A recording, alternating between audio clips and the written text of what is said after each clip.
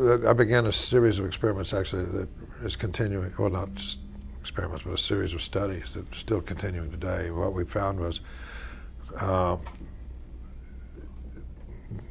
there were others. I mean, we didn't do this at all by any means. So it was largely done by Ron Schwartz and Mark Jenkins when Mark was in Ron's lab at the NIH. But it became clear that the antigen receptor was not sufficient to get full activation of T cells. You needed a second signal.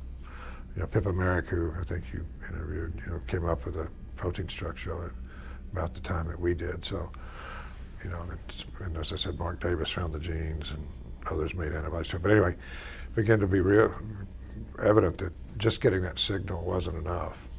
That there was a co-stimulatory signal, and so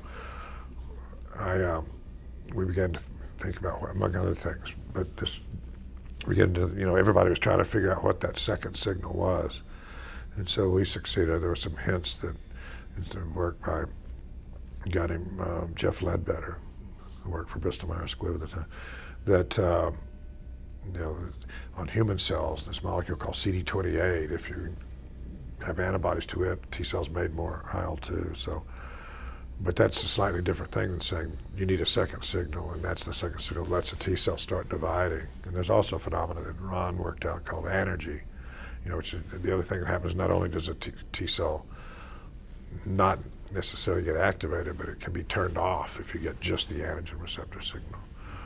So anyway, we did a series of experiments that showed that the CD28 molecule was necessary and sufficient to provide that second signal. And so that was a lot of fun. But when we cloned mouse CD28, there was another molecule called CTLA-4 that had already been identified by a group in France. It's called CTLA-4 because it's cytotoxic T lymphocyte antigen number 4. But it turns out that was a misnomer because they showed that they just had the gene, they had isolated the gene, and from a CTL from a killer cell. But it turns out it's in all T cells, including helper cells, but only after they get activated. So there's not any of it in resting T cells. And so then the question was, what does it do? Well, then the group in Seattle, a guy named Peter Lindsley, actually showed that he had identified the other molecules that CD28 binds to, the counter receptors, B7-1 and B7-2 they were called. And he quickly made recombinant forms of CTLA-4 and showed that it bound to exactly the same ligands as CD28. So he concluded it was another co-stimulatory molecule. And that was pretty interesting. So the idea then that sort of took hold in the field is you get an antigen receptor signal that's kind of like the gas pedal, and then CD28 is kind of like the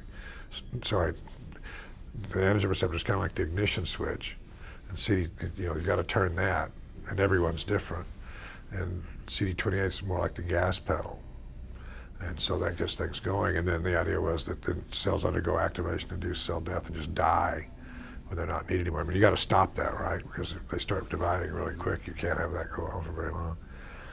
But anyway, my lab, we did some experiments. Max Crummell, who was a graduate student in my lab, did some experiments, and we concluded that it wasn't a co-stimulatory molecule, that it was actually an inhibitory molecule. So it acted sort of like the brakes. And about the same time, Jeff Bluestone, who was at the University of Chicago at the time, came to the same conclusion. So we had lots of fun at Gordon conferences and AAI meetings and things like that, arguing, because there were the two camps, the co-stimulatory guys, and then Jeff and I, who said, no, that's backwards. And it made for a lot of fun. This is back in the days when people argued.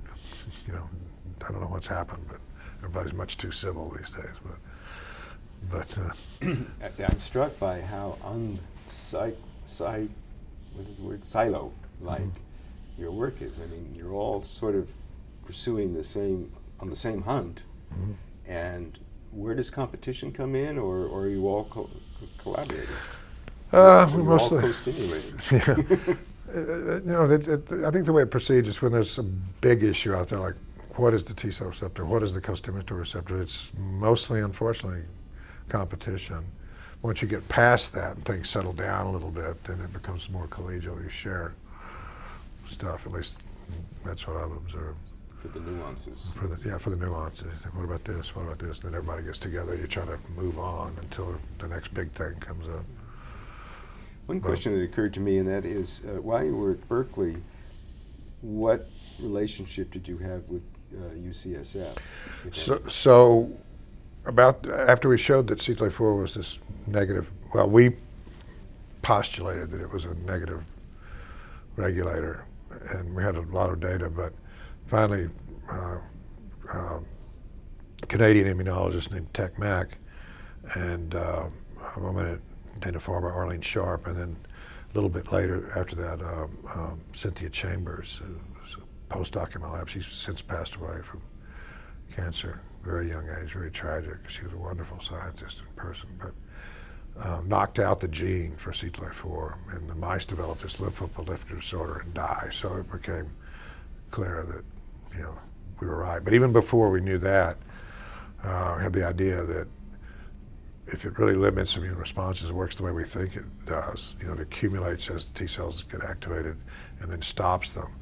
And I thought, well, maybe this is why the immune system doesn't do very well at attacking cancer cells, because the cancer, you know, if it's a big enough mass, the T cell just keeps hitting on it.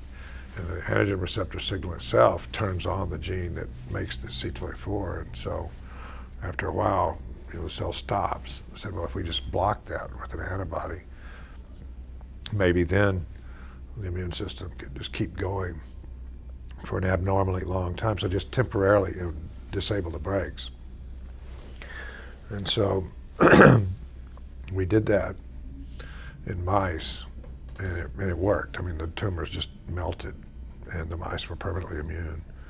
And you know, and one of the reasons we were doing this is because it became clear that, well, it was inherent in the idea, two things actually. One was that since you're treating the immune system and not the tumor, the kind of cancer is irrelevant.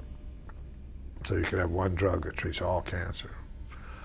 And then the second thing was that if it works as a monotherapy, you know, by itself, by the whole mechanism of action, when you kill tumor cells, that results in activating the innate immune system and priming the adaptive, the T cells, to go out and kill the tumor cells.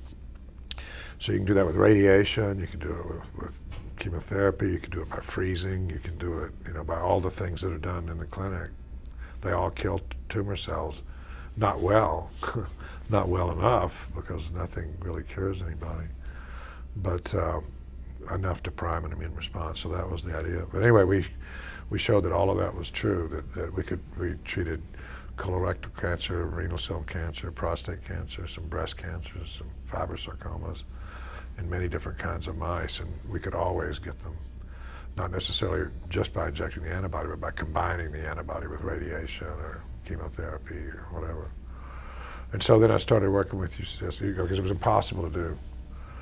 I mean, there's no hospital at Berkeley, no medical activity. So I started working particularly with the prostate cancer group at UCSF, and was going to have a lab there to do try to move this stuff into humans a little bit, to the extent that we could, and then keep a basic lab in Berkeley. But then I got an offer from Harold Varmus to go to Memorial Sloan Kettering and had the immunology program there, and then that offered me the chance to really be involved. In the meantime, we had the patent that we'd filed issued, and the company ended up licensing it. Ultimately, Bristol Myers Squibb developed the drug, but I went to New York so I could be there working alongside the clinicians that were actually going into people when they finally went into people.